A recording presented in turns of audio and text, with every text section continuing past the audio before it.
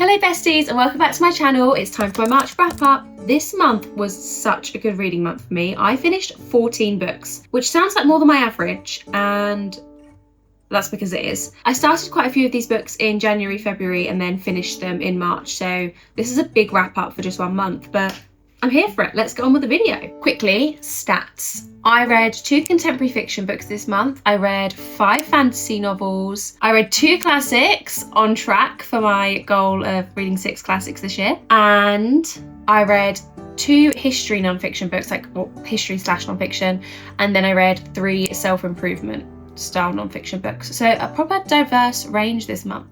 Let's get into my thoughts on them. Book number 1, we have Great Expectations by Charles Dickens. I started this book in January and I was reading it so slowly. Like literally I was just like, I'm just gonna chip away at classics, read a few pages a day, and I'm gonna get through 6 classics this year and hit that goal. It turns out that wasn't really working, so I was just like, I felt like I had to be in the perfect mindset to read it, or I had to, I annotated them like this. So I felt like I couldn't be on a train or something. I had to sit down with a table and be able to annotate it. So I just kept not getting through it quick enough, and I think that definitely did affect my enjoyment. So the second half I actually was just like, no, come on now, and I read the first half over 2 months and the second half over a few days. Therefore I enjoyed the second half a lot more than the first half. What did I think of this book? It feels so long ago. I really enjoyed this classic. I haven't read one in ages, so it's really fun to read one again and to actually challenge myself. I definitely recommend reading Charles Dickens if you're early on in your classics journey like me. They're definitely a bit more accessible than some of the others. This one is about a little boy, Pip, who is the son of a blacksmith, doesn't have much money, living in the English countryside, but then comes into a lot of money by surprise and ends up leading this quite frivolous lifestyle in London. And it's all about how he came into that money, how it affects him as a person, and how money can change people. It's making a lot of comments on that, I think. I always feel when I'm commenting on classics, I'm like, is my understanding of the book right? I know there's so many people that have wrote essays and dedicated their life to studying Dickens, and I'm like, oh, my opinion on the book. I might be saying the wrong thing, but that's what I thought about it. Yeah, it was very enjoyable. I liked the message, and there were a few things that happened that I didn't expect to happen, and I like it when a book surprises me, and a few twists and turns. That always enhances my enjoyment of a book, unless I hate the twist and the turn. I like being surprised by a book, and this one definitely did that. So I ended up giving this 4 stars. Book number 2, we have The Ashes and the Star-Cursed King. I feel like I filmed about this book so much, I can't believe I'm still talking about it. It's a great book. I really enjoyed it. It is the 2nd book in the Crowns of Nyaxia series. This series has got so many different parts to it. There's 3 duologies and 2 standalones, and this is the 2nd book in the series, 2nd part to the 1st duology.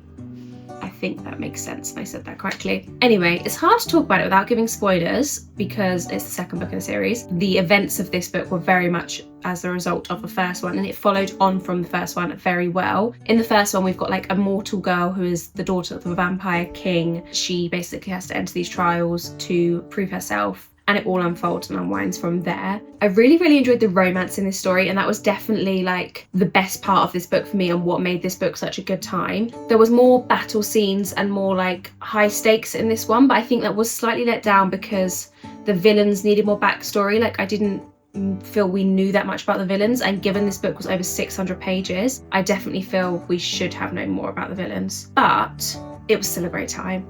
It was still really fun. I feel like I'm being a bit nitpicky there. I would rate this book 4 stars. I rate this book 4 stars because I had such a great time reading it, and I'm definitely continuing with the series. I feel very invested in the world. I'm a bit sad that the duology of Aurea has ended and we're now going to be following a new main character, because I've really enjoyed her as a character. And yeah, I always get a bit nervous when you're entering the same world with a different main character because you're like, I like my character.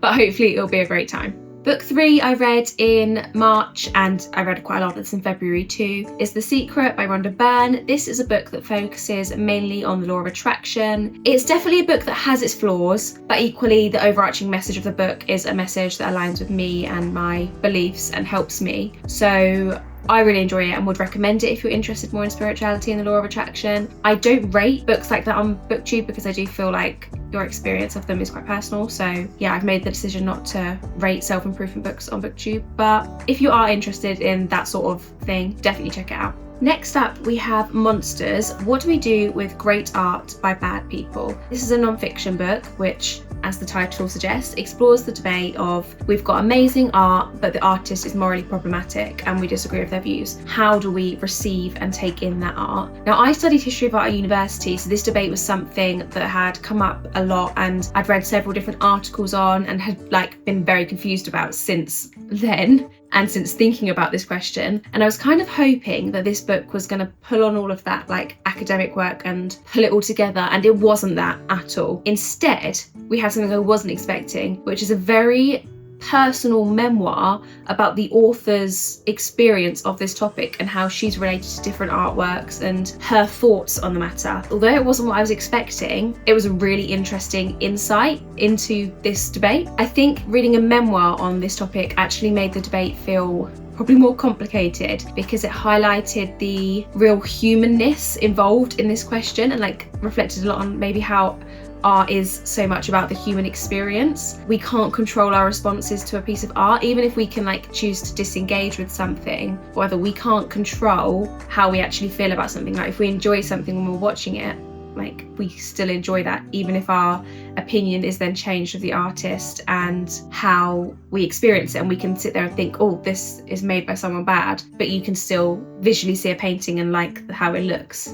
One thing I really liked about this book is how it highlighted that we don't all come to a piece of art, whether it's a movie, a book, a film, an artwork, and have the same experiences and the same knowledge and the same understanding. We all come with all of our own unique story that changes how we engage with it. Yeah, just the way, I'm really summarizing here, but the way she put that into words was very interesting. I definitely didn't agree with everything she said, but at points I really did agree with her. That was nice. It was being oh, I really disagree with you, I agree with you, I disagree with you. This is just such a confusing debate, and I don't think I'll ever have the answer. I don't think anyone will ever have the answer to that question because it is so deeply personal. And I think, yeah, it was very interesting to read about and think about though. And even though this book wasn't what I was expecting, I did really enjoy it. One thing I will say is that I really respect Claire for putting her opinion out there on such a controversial topic. I think it's so easy to just shy away from difficult conversations because you're scared of other people not agreeing with your opinion. This is a very, very vulnerable memoir about a very controversial topic, and I think she's very brave and courageous to put this book out there. With all of that taken into account, I gave this book 4 stars.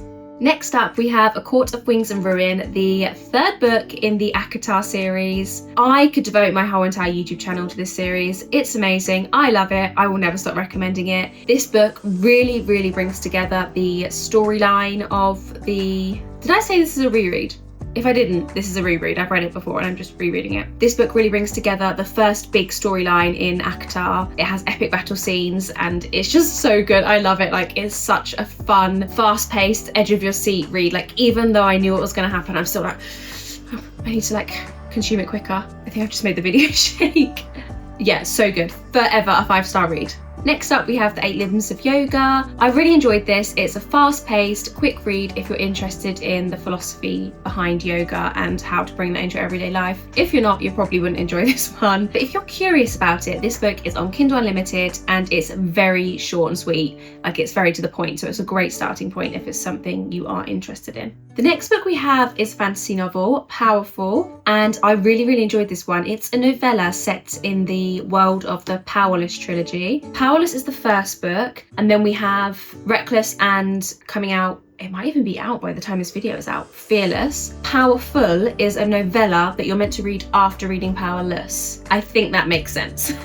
Anyway, I've read Powerless and now I'm have read Powerful. When I read Powerless, I was so expecting a 5-star read. I had seen so many great things. People were just being this is the best book I've read in ages. It's the best romantic novel. So my expectations were sky high. And it was a good time, but it wasn't a great time. So I ended up giving it 4 stars and it feeling like a really good book, but not great. And then I've seen people had said that Powerful was a bit disappointing. They didn't enjoy it as much as Powerless. So my expectations for this one were quite low because I didn't enjoy Powerless that much. So I thought Powerful was gonna be even not as good. When actually, I think I enjoyed Powerful more because I didn't have those high expectations. The world building had already been set up in Powerless. So Powerful felt so quick, into the story. It was a novella, so it was short and sweet. The romance was just lovely. It follows Adina, who is the main character and Paulus' best friend, and it's set in the same time period. Adina is just like this most beautiful, golden, kind girl,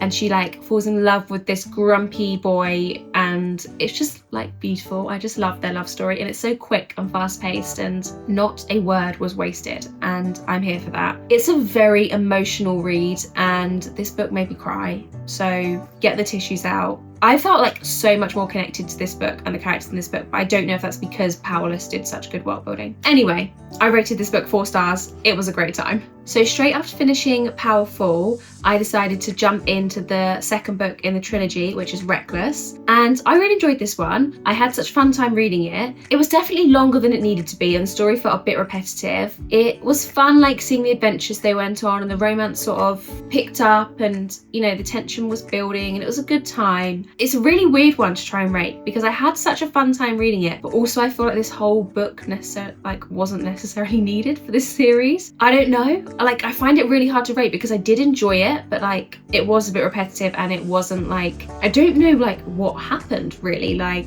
I do, but I don't know, if this was like a standalone novel, you'd be like, what? Like, I don't know, it didn't feel like a part of a bigger series. It felt like maybe a filler book. Yeah, it was a filler book. I think I'm gonna give it a 3.75, but like, I still had a good time reading it. 3.75 is still a high rating, so that is still was like a good time.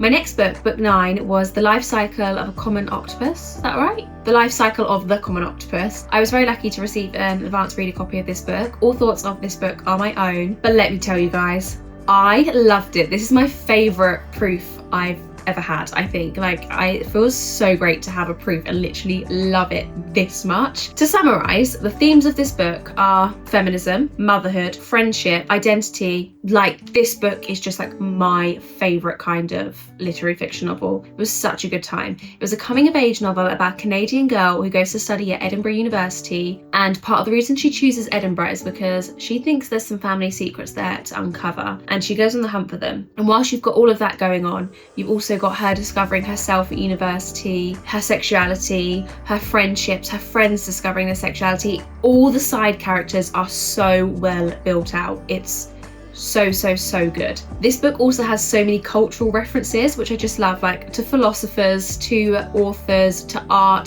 to even like really important things in 2000s culture, like wag culture, which like as someone who like grew up in the 2000s, like wags was such a thing. Like I remember being in like primary school and like being like, oh, the wags are at the World Cup. I don't know, it just felt so like well done. Like it made the world feel so immersive to the time and the period it was set in. It also made me kind of want to go and move to Scotland because I love Scotland and I miss Scotland, and I was like, I kind of want to live there now. Some of my favourite literary fiction novels of all time are Darling, All My Mother's, Blue Sisters, and like this book had those vibes completely. If you like any of those 3 books, I highly recommend reading this one. It's so good. As you can probably tell by my excitement, 5-star read! First 5-star read of the month.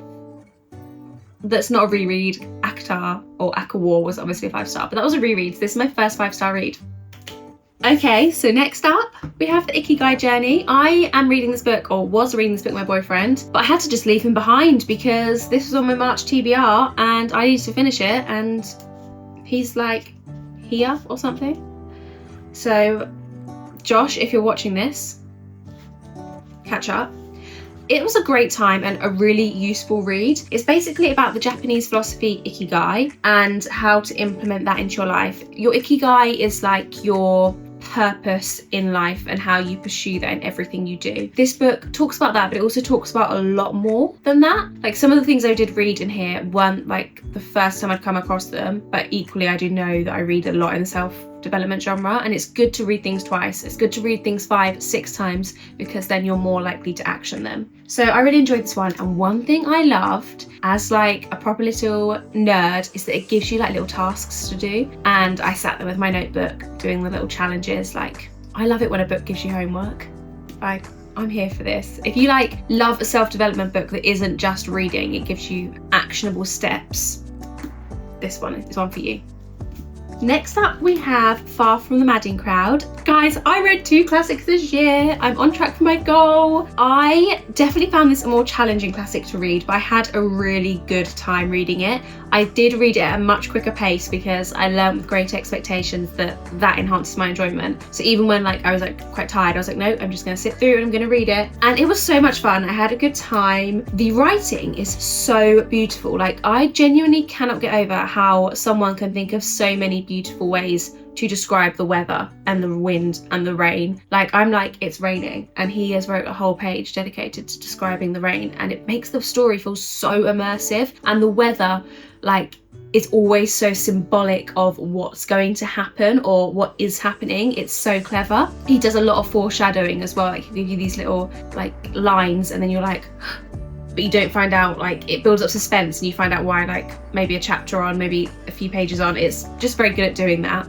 Anyway, I've digressed a bit. The plot. We have Bathsheba Everdeen, I think that's how you say her name, and she basically has these 3 male suitors, these guys that like her and attracted to her, and it's her experience with each of them. The story did not go where I thought it was going to go, and obviously I'm not going to give any spoilers, but I like was surprised by this book. Like genuinely did not, like at the start I think we'd be where we were when it finished. So that's good. I really enjoyed that. I feel like I've read so many articles on it since finishing it that I've actually got my own a bit confused with all the different things I've read. When I was reading, I was like, I feel angry because this feels like so like against women, like it's generalizing women in general so much. But then at other points it felt like this was so progressive for its time, in the sense that like Bathsheba is this really strong independent character, and it felt like Thomas Hardy was trying to criticize how women were treated in society. And like I had these 2 opposing views, and then I've like read articles on like people trying to give a feminist reading of this book, and then equally people not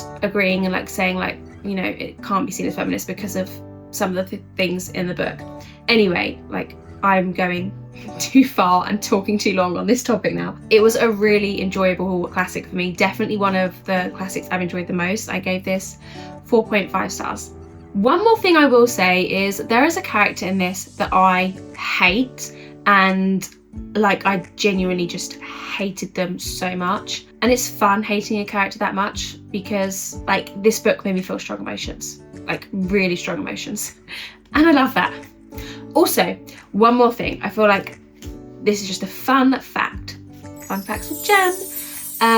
Katniss Everdeen, my favourite fictional character like ever, her surname Everdeen is named after Bathsheba Everdeen. Suzanne Collins confirmed that she did name her after her. Next up we have The Book Club for Troublesome Women, and this is another literary fiction book which I was lucky enough to receive an ARC copy of. Again, all thoughts are my own, and I'm pleased to tell you this is a why am I talking like I'm a talk show host?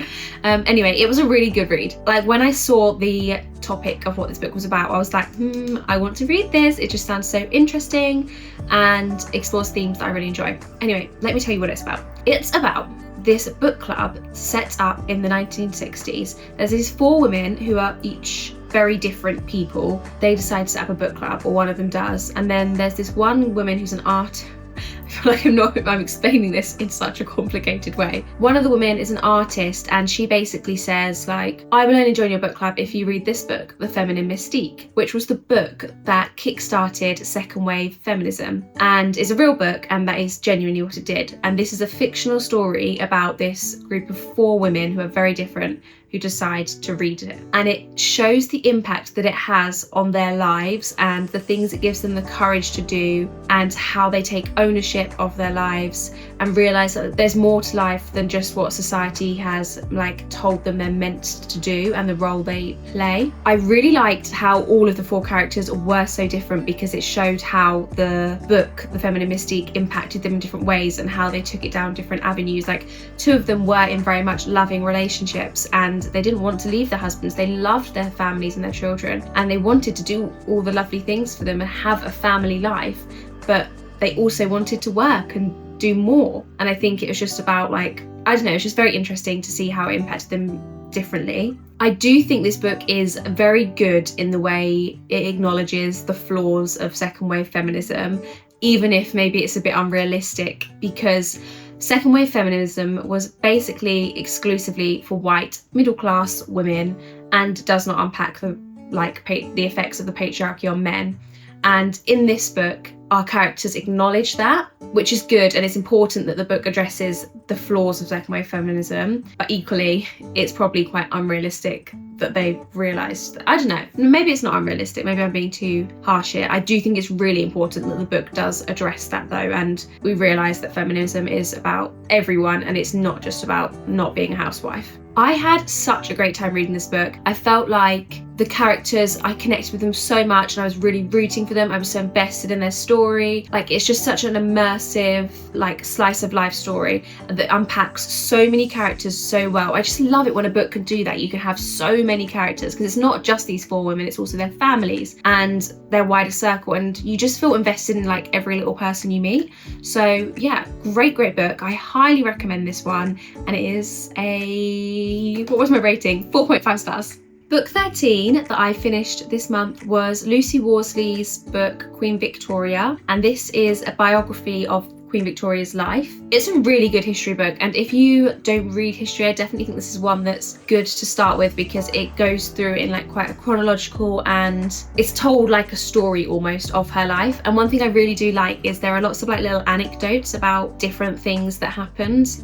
I don't know what I mean by that. Like, if you're reading about her childhood and there's like a side character, even though they're not a character, they're a real person, it'll just tell you like little fun facts about them. And I feel like it felt like Lucy Worsley, if she'd been interested in something when researching about Queen Victoria's life, she'd like find a way to incorporate like a little fun fact in. One thing I did like love, and I don't know why I found this so interesting, was how like Queen Victoria just used to ride around the garden in a donkey when she was a child. Like, that was her childhood. I think it unpacks her life very well, especially her childhood. I didn't know as much about that, and it was interesting to find out more about that and how she was brought up in quite a segregated way from the rest of society, and she didn't even know she was going to be queen, which again I found quite interesting. I don't think it unpacked enough how much of a not very good mum she was. I think obviously it was a book on Queen Victoria, so it was very Queen Victoria centric, but she had 9 children, I believe. I think it was 9, and she wasn't a very good mum to them, especially when you read the biographies of her children. Yeah, and even though it addressed that she wasn't necessarily the most present mother, it didn't highlight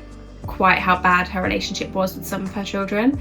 And I don't know, I think that's just something that's overlooked, but equally in the scope of one book, how much can you do when you've got 9 children? This was a book of her whole life. If you'd have unpacked all of her relationship with all 9 children, that's like a book in itself for each of those children, and there are so much more out there. I did really enjoy this book, and I ended up giving it 4 stars. I feel like that is the vibe of this reading month for me. I read like a lot of good books, like a lot of good, enjoyable books. Only a few that blew me away, but a lot of like really solid good books, and this just is another example of that. So our final book that I read this month was The Bridge Kingdom, and it was the first book in the whole Bridge Kingdom series. I think there are 4 books in total. It was really good fun. It's basically about this girl who is a princess that's been brought up to believe she is going to marry this guy in another kingdom. This prince in another kingdom, and she's going to be a spy and try to bring that kingdom down. But she's been very segregated. She doesn't really she's never met her own kingdom, and she's lived this very secluded life, and it's quite brutal upbringing in order to prepare her for this task. And then she gets to this other kingdom and she starts learning stuff about them and their people, and learns more about her own father and the people that brought her up. She's like questioning like what's good, what's bad, who do I support? And as the reader, you are questioning that too. You don't know like who to trust, and that's really good fun. There's also a romance storyline with her and this other prince. Like, obviously it's an arranged marriage, forced proximity, but romance does start to bloom, and that's good fun. I love an enemies to lovers book. So that was a really fun end to my month of reading. I gave that one a 4 stars. Again, the rating of the month, it feels like. Thank you so much for watching to the end of the video. Comment a pink heart and a book you loved reading this month in the comments below, and I will see you in the next video. Don't forget to like and subscribe.